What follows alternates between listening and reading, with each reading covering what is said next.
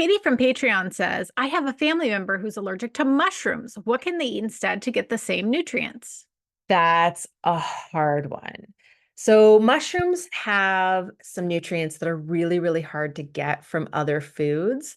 And there's no one food that would provide all of the nutrients that we get from mushrooms. So mushrooms have some really cool fiber types called chitin and chitosan fiber, which we get from the exoskeletons of insects or shellfish. So if you eat soft shell crab, that's like the only other place to get that cool fiber type, and beta glucans, which we can get from oats and barley. So at least there's some source of the same type of fiber.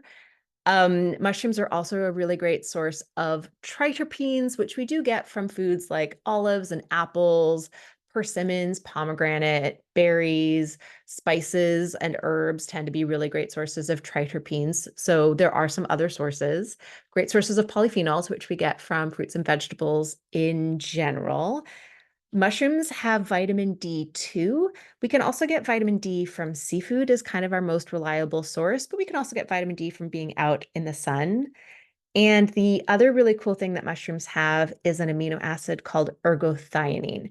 Ergothioneine is not one of the 20 amino acids that our bodies use to make protein, but there's lots of different uses for ergothioneine in our bodies, and it is a really strong antioxidant. So it has been shown to reduce the risk of all of the health conditions associated with aging and actually increase lifespan, not just like make us live longer, but make us live healthier longer.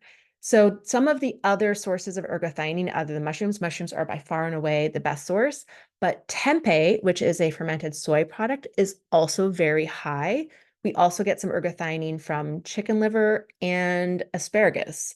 So no one food can kind of give us all of the amazing things that mushrooms give us, but if we combine some soft shell crab with some tempeh and maybe some herbs and spices, that would be close.